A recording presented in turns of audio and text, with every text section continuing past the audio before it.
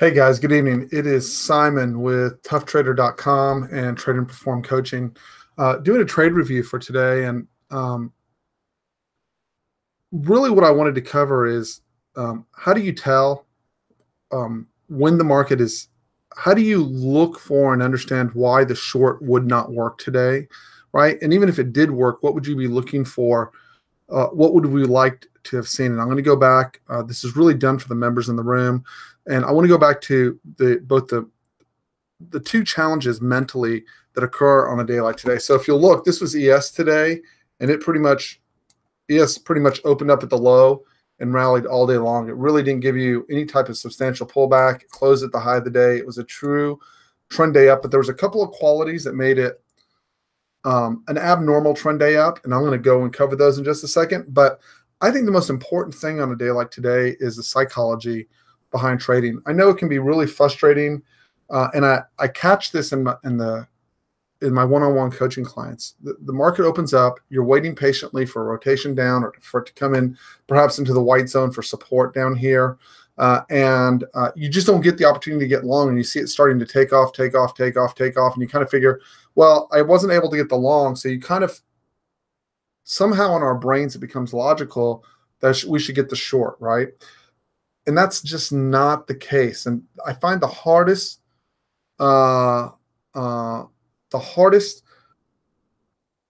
skill set to have is to lay down your arms early in the day and realize you're just not going to get good location for a long, that any long you're going to take is really going to be at a high risk location, and that you're going to have to trade for continuation, and that you're just not going to get the roll back to the downside. So we will cover all of that in detail in just a moment. Before I get started, just quickly here, I want to post this up. Past performance is not indicative of future results. This is for educational purposes only.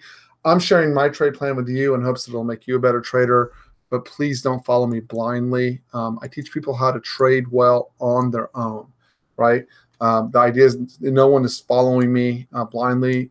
We are on a tear, and I do enjoy the community that we have in the room and working with one another to improve trade location and to improve trade entries. But the goal is not to get you just to see, oh, Simon's long there, I'm going to be long there. I want you to understand why I'm looking to long or why I'm looking to short. So let's start with part A, and we'll roll out from there. So number one, well, I'll throw my mouse. Okay, so number one, we're going to go over to the other computer. So I'm going to use the join me, throw this up on the screen.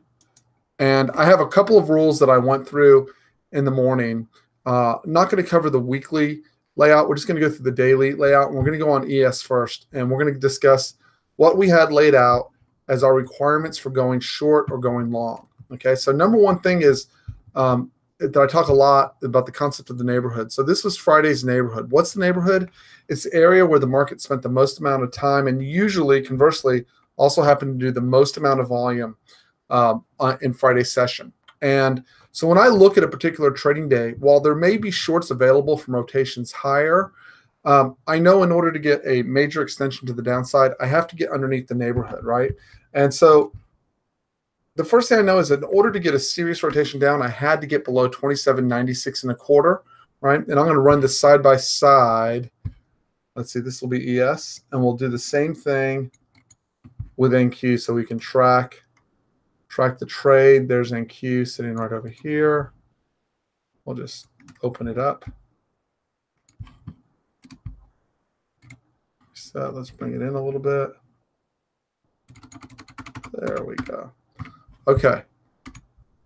So there's not the idea here is for us to have fun and understand, get an understanding of what the market's trying to accomplish, so we can see what we're looking for. Even if you come in with a strong feeling of, my gosh, the market's gone up so many days in a row, what do I need to see, right?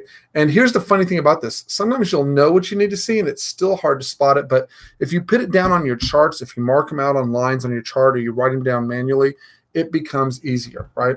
So coming into the day, wow, I have the wrong chart here. Let's minimize this. I wanted the, there's ES. And let's find what I did with the NQ. There's the NQ. I don't know how I made that mistake, but consider mistake fixed. And let's go push this in a little bit. Let's get this all into There we go. And then let's reset and move it off to the right. There we go. So now we will all be on the same page. So for today, we had to have a couple of things happen.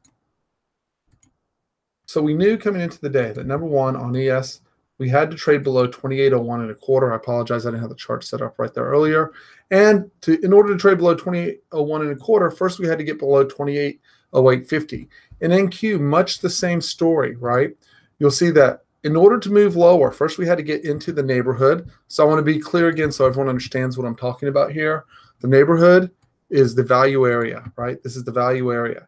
I know that if I don't get underneath this, generally when I'm underneath that neighborhood, I would expect a push down, right? It's the easiest way to think about it.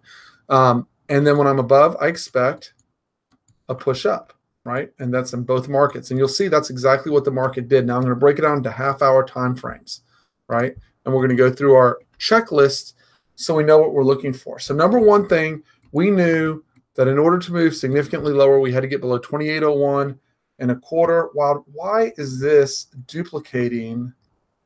I just had NQ. I apologize. There is an ES. Wow, that's frustrating. There we go. I know it's late and I know I'm a little bit tired, but that got ridiculous. Let's see if we can fix it here real quick. Okay, here we are. Let's put this all in back in order. Okay, so on NQ, I stand correct again. I apologize. A little bit tired. There's my value area high from Friday and my value area low. Here's my neighborhood, right? Same concept that's going on over here. So now we're going to break out these time frames. And the first thing that you'll see in this time frame, this is a half-hour bar. This is called a TPO profile, straight out of Mind Over Markets, right? And what you will see is in the first 30 minutes of the day that we opened up, and I'm going to stretch this chart out just a little bit so you can see it a little bit clearer. You'll see that we opened up and we pushed out and closed. This is where we closed right here in this first half hour. We clearly closed above our neighborhood, right? When we're looking at this. So the first thing that we would be doing in both these markets is we're going, hey, first half hour's up and I haven't closed back in the neighborhood. So I want to stop my thinking there for a second, right? And try to calm any anxiousness that I might have about my trading. I cannot be short, right? I cannot have a significant short if I can't get through the neighborhood. The neighborhood, right, is a place where your neighbors are invested. And in this case, they're invested in being long. They're going to defend, right? They're going to defend this neighborhood first time through it, right, is what we would expect. And push out would generally be the expectation unless we open up underneath the neighborhood, in which case they're going to want to sell when we push back in. That's a rule of thumb. It's not a dead, hard, fast rule where that never changes. It's just a rule of thumb, okay? So once I get done with the first half hour, I'm going to look at this chart and I'm going to go, hey, we were unable to close back into prior day's value in the first 30 minutes, right? We did close the gap. We failed to reject out of the closing print from Friday in both markets, right?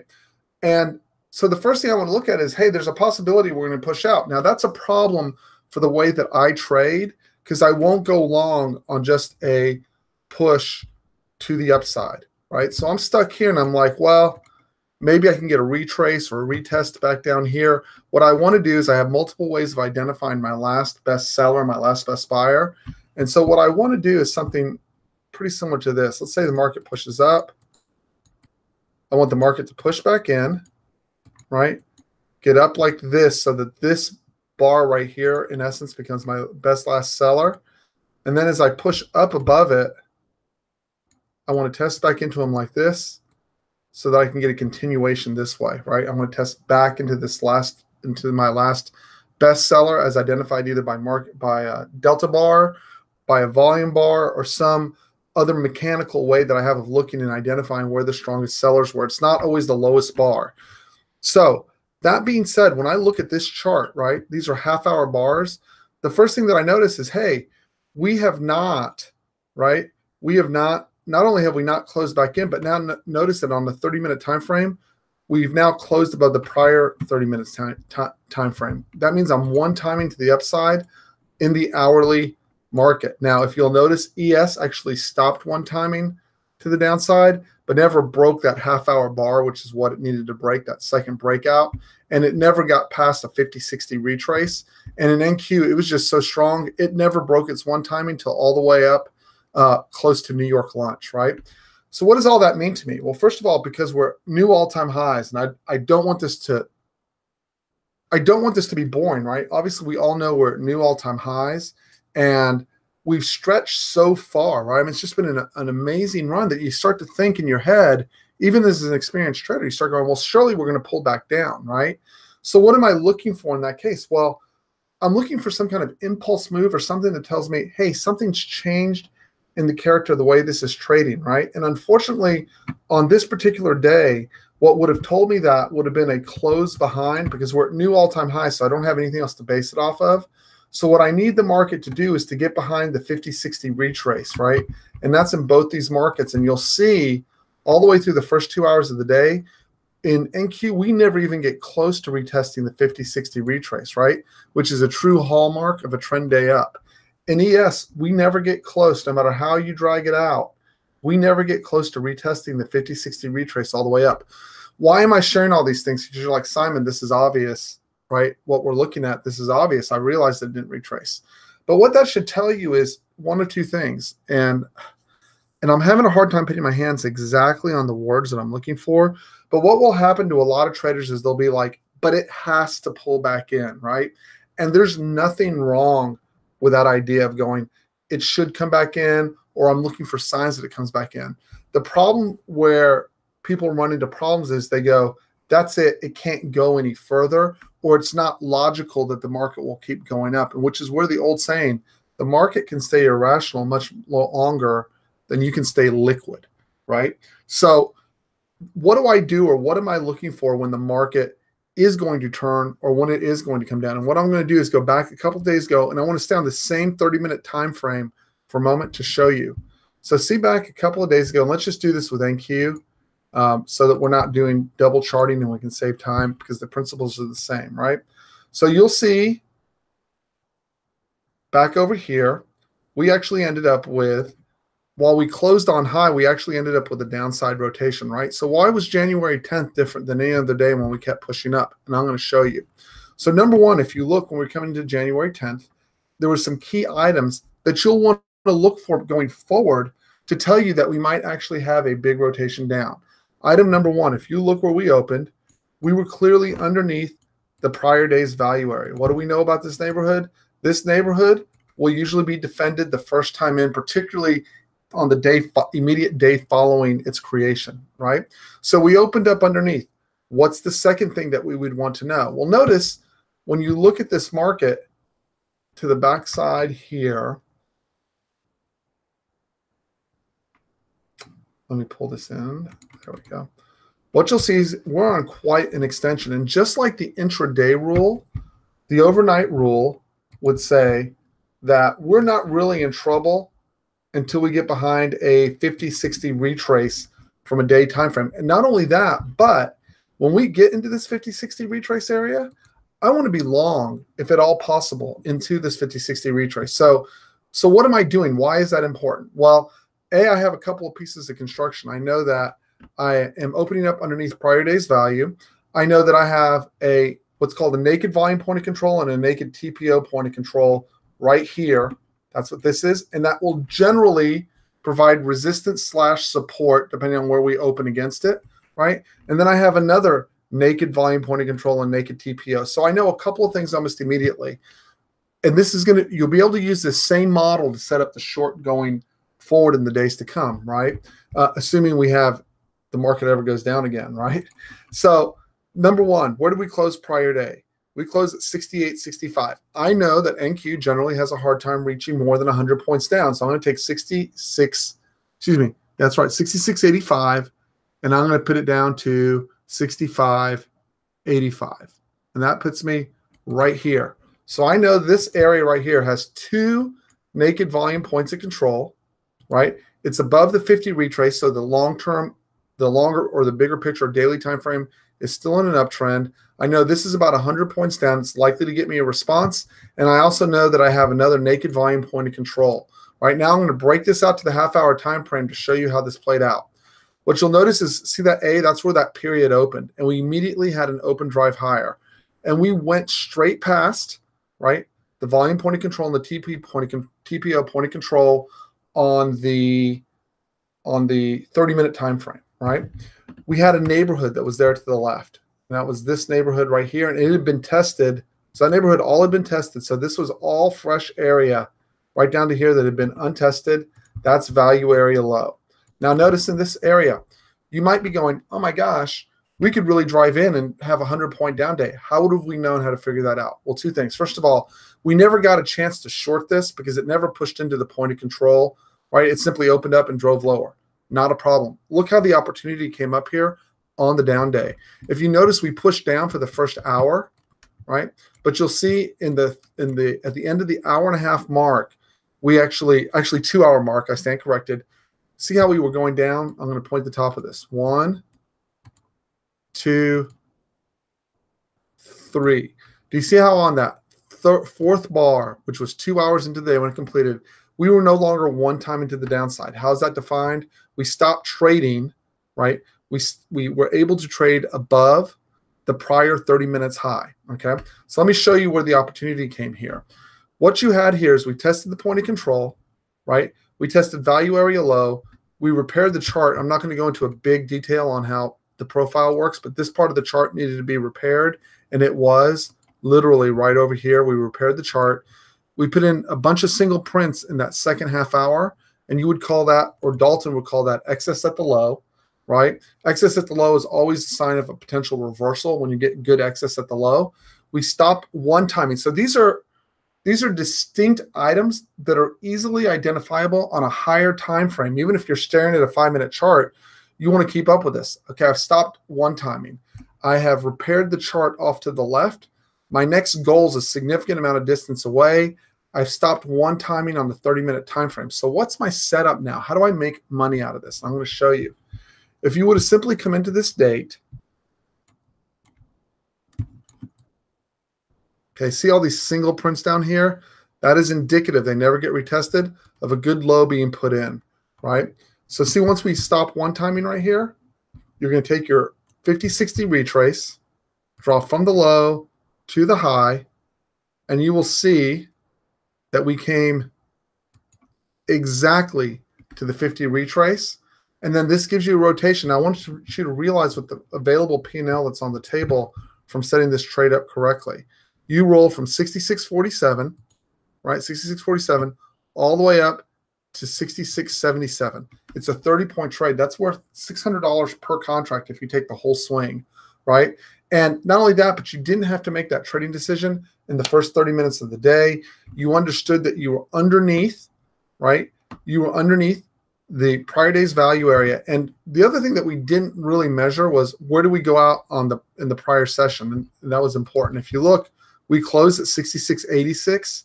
So if you look, 65.86 would have been 100 down, and we couldn't come even close to getting that even with the gap down, right? So why is all of this important? This is all important because if you look at all these prior days, right, because you're trying to learn, I'm going to erase this for a second. You're trying to learn where is it safe to come out and play. And if you'll notice, back in early January, we went on quite a tear, right? 1, 2, 3, 4, 5, 6. And what did all of these days have in common that would have let you know that this day had changed, and one of two things: A, that we were likely to get a larger rotation down, right? B, we might have had a short available if we could have pushed into this area, right? And how did that lay out? Why would we even consider shorting or looking for a short in this location? And I'm going to show you, versus knowing that we needed to be very aggressive on the long. So if you look at on each of these days, see how we're unable to get into the prior neighborhood or below the prior neighborhood. Each of these days, 1, 2, 3, 4, 5, and 6. So why is that important? Because if you simply looked and said, hey, we're not below the prior day's neighborhood, the odds of me getting a big extension to the downside are small. You're not going to keep pressing your short into the hole. And you're going to know when you get your, whatever your entry setup is, you know that as long as you're in that neighborhood, you're likely to get support for a push back out. It was only when opening up underneath that you were finally able to get large extensions to the downside. right? And not only that, that large extension to the downside is what ultimately set up your highest odds trade for a 30-point rotation back up into the high of the day. And you'll see the following day we closed the gap and pushed once again, right? So if you go and look, there were some other things to check. We were unable to trade below the prior day's low, right? You'll see that all the way through. And then finally, we were not able to trade below prior day's value area until we got to the 9th, right? So that's, again, if you look on each of these days, we do not trade below the prior day's value area low.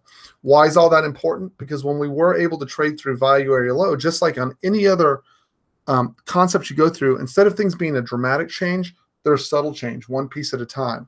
So the first piece that had to be done is we had to be able to see, well, hey, first of all, can we trade below the prior day's value area? Then can we trade below the prior day's low? And then the question is if we do trade below the prior day's low, does the behavior of the market change? And I would argue here that, by the way, that it was just, in this particular case, was a pause. But normally I am looking for this pause, this first break below, and then I'm going, okay, it's the question you ask that's important in your trading. Is the character of the market changing? And immediately what you'll see is the following day when they came in, right, we gapped up, and once again, we're unable to trade into the prior day's value area. And what do we get up? We end up pushing and going out on the day, and they end up being wonderful trading opportunities to the upside. And you'll notice anywhere you try to shorten here, there was a short available early in the day, and it came out of the prior day's value area. See how we opened up, pushed right into the point of control, then we rolled back down, then we recouped and started pushing higher, right? So it's not that the shorts, let's get rid of this. It's not that the shorts don't work. It's not that the shorts don't work. It's that they're very difficult, and the easier way to do it is to lay back and look for the long setups, both off of 5-minute and 30-minute time frames, right? So if we come over to today, which is where I'm going to wrap this up, right? And again, what's the point of the video? What am I asking? How will I know when to short? How will I know when things have changed? So going into tomorrow morning, first of all, you'll notice that every single day, right, value has been shifting up. We have not had a single day where value has not shifted up. So the first thing I'm going to look for is, can value shift down? Number two, relative to tomorrow, right? Let me collapse this. This is value area high, value area low. What did I learn from early January and from past trading events that I can carry over into tomorrow? Well, number one, if I'm not trading below 69.15, might there be a short? The answer is yeah, there might be a short, right? Question number two is, do I want to take that risk considering how strong the market has been, right, on these pushes straight up? Do I really want to take the risk of identifying a short? Now in the room, we have a very specific method for identifying shorts. But even if I get a short, let's say I get a short entry up here, right? I changed my strategy for how I want to cover that trade. Now, if I get 5 points, yes, I'm very eager to cover that. Why? I'm not below the value area low. I know I want to set up underneath that to get any kind of extension to the downside, right? Okay, continuing with that concept.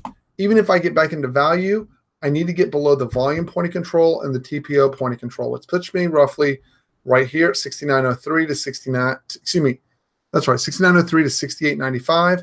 And then finally, in order to really start a correction to the downside, right, I have to be able to get underneath yesterday's low. That's really going to be the key, and that's 68.33.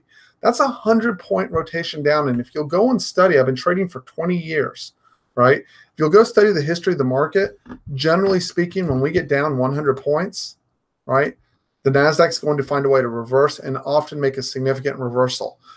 All that has to occur so a couple of things. First of all, the range was very wide, right? So if we open up inside this range, expect an open auction, right? Now, was it possible that we end up with an open drive higher tomorrow? Sure, but this is the umpteenth day up. And I'm cautious when we're at this stage. This is an unprecedented run. And so I'm just telling you, my own trading, I'm a little bit cautious. And I'm definitely not grabbing a trade in the first 30 minutes because my big concern here is that we get a day that gaps up like this. And then so referencing the 16th of January, my concern is we gap up, we appear like we're going to trend day up, and it reverses into a trend day down. That is my big concern with as extended as the market is, right? So I'm not saying it's overbought. I'm not saying that it can't continue higher. What I am saying is I am concerned about getting clipped on a day like this because these days cost me a lot of P&L. Just like this day, if you sat and shorted it all day long, would cost you a lot of P&L. This day will cost you a lot of P&L as well. So first of all, by burning that first half hour, what you'll notice is we stopped one timing to the upside almost immediately, right? Secondly, support was a long way away. This was a holiday trading session, so really your support on that 16th was back over here. Okay, so tomorrow, our support in our neighborhood is this neighborhood, 69.15 to 68.64. It's a big, wide area, and I would be surprised if we got below 68.64. Something pretty dramatic would have to happen. I really would expect us, if this doesn't hold right here, I would expect this area right here and this area right here to hold and push us back above. I'd actually have to see us consolidating underneath 68.64 to have any belief that we were going to make a run for the low. I'm just not bearish. It's just not setting up bearish. Okay. And then the last piece is, right, what am I looking for intraday if we extend way away? Let's say we get up 150 points. What am I going to look for to set up a short? And I'm going to tell you right now what I want to see. So I want to see the market moving higher, and then I'll go find an example. I want to see it move underneath, right? I want to see it get underneath my last best buyer, which would have been this guy right here, come back and test them, and then I want to see it push lower again. I am not going to fire, right? I'm not going to fire my trade until I identify, and it's not always the last candle that's your last best buyer. Again, I usually base it either off of a volume ratio or a Weiss wave or a delta reading, right? One of the three. And so at any rate, what will this look like when we're extended? So I'm going to go show you real quick, and then I'm going to wrap it up for the night. So what it looks like, and I want to pull NQ. Okay, so a basic look at what that would look like. Right in here on today, this became my first last best buyer, this bar right here. So I'm going to point to it. Okay, and I was figuring, okay, we're pretty extended. How would I take that? So I think I said it was 68.81 would have been the entry. So see when we closed below 68.81 right here? On the backside test, which occurred on this bar, I would have shorted 68.81, right? And my goal would have been on this strong day, and I realize this is very aggressive, but I'm trying to give you what it would look like. I'm trying to get back to VPOC, right? And you'll notice on true trend day up, we can't even get back to VPOC. We certainly can't trade underneath it, right? So again, this trade was not taken. It was simply identified as a potential trade, but it was not taken. There was just no point. There was nothing weak in the market, right? Again, what you'll see here is we get underneath our last best buyer in here, and we once we do get underneath our last best buyer, you can see that we came back in, backside tested, and eventually rolled back down once again. So I'm looking for these structures to get built, push underneath, backside test, and look for the roll back down. It didn't happen in this particular case. The market was just pretty much on a mission to push up today. And if you'll look where that did occur, right, so I'll show you where that did occur. It occurred, what was the last time when we pushed up pretty strong? That was our trend day down day. It's been a little while, right?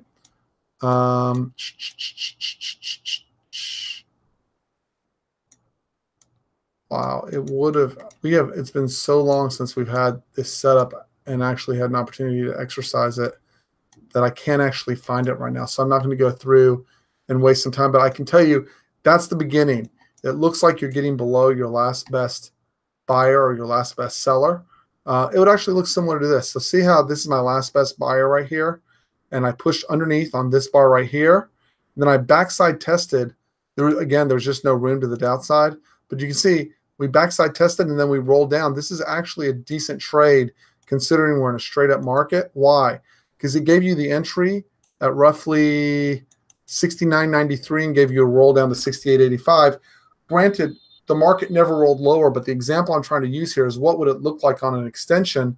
What are you looking for in your entries? That's what you're looking for on your entries, is you're looking for it, A, not to be backside testing a critical area. You want it extended up so when it's testing underneath it, there's plenty of room back to the downside. And you can actually see right here, see how this bar was actually your last best buyer right here? See how when we finally broke underneath, we backside tested it multiple times. This bar right here, actually I was right in front of me and I missed it. that bar right there. And eventually that led to a big extension to the downside. So what am I going to be doing? As long as these setups are coming above the volume point of control, specifically the 24-hour volume point of control, I'm scalping these things. I don't care if it might or might not fall 100 points. I am taking my profits, dragging my stops down, and crossing my fingers. Why?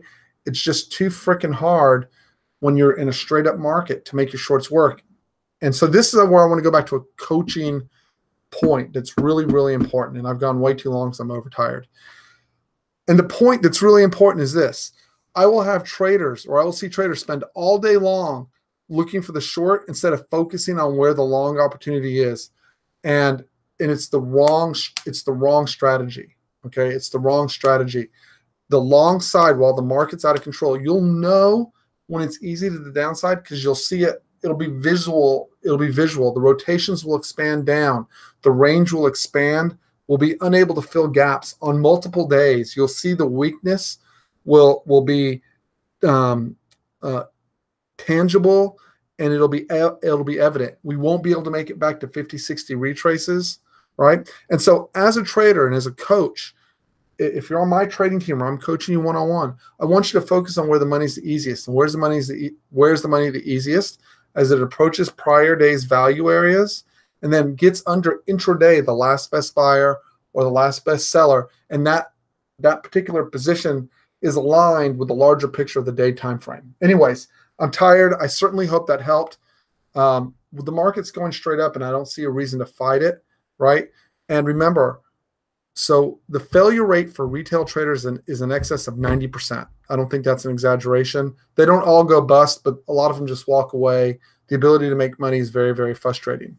In this particular market, because it's going so up in a straight direction, as long as you're just not hell-bent on fighting it, it's easier to make money to the long side and more people are having success.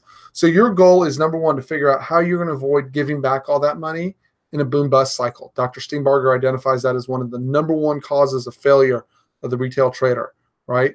And the number two thing is if you're not getting the long, how are you going to placate yourself so that you don't end up fighting the market all the way up and saying it can't continue going higher, the rotations, it's gone up too much, any of those can't words, right? Get them out of your head, right? And then the last piece, find a good trading team to join that suits your trading style, right? And your trading psychology, right? And that you can work within that team, meaning their influences are positive. The vibe is generally positive. Not all traders are positive. Obviously, it's hard to stay positive every day, mentally outlooking in a mental outlook. And importantly, their time frame fits your time frame, right? And the goal of the room is to teach and to help each other out with different aspects of the same trade so that we can all look at that trade and go, oh, this is how I want to trade it. This is how I want to trade it. And we find ways of working together as a team and seeing things that we wouldn't otherwise see. I know that goes on in my room. I know a lot of guys in my room have made me a better trader. I've made them a better trader through coaching. And I do know that you can make a living trading. I know that for a fact. But you have to have a plan and you have to have a group of guys that can keep your head on straight because this is a lonely business sitting in front of a monitor trying to figure out what the hell is going on day by day. And there's really no rules. There are rules that underlie the movement of the market, but there's no rules that the market has to follow. And so really it's incumbent on you to play a great defense and keep your stack growing, meaning your stack of chips. Anyways, I hope this helped, guys. If you liked it, please hit the like button. It really, really helps me out. And I hope everyone's making a ton of money. It's a beautiful market. I failed to take advantage of it today. I could not get my hand. I could not find a way to get long today. And so not one that fit within my setups. And so my discipline just kind of left me sitting there for most of the day. Anyways, that's my 2 cents, guys. If you'd like to reach out to me, it's TradeNPerform, TradeNPerform @gmail.com. And I'm happy to speak to almost anybody who has good trading questions. You're welcome to visit the room. Send me an email for that as well. And if you're interested in one-on-one coaching, that's a little bit tougher, but email me and we'll see what we can work out. Anyways, have a great night, guys. Hope everyone did well and keep kicking ass. See y'all soon.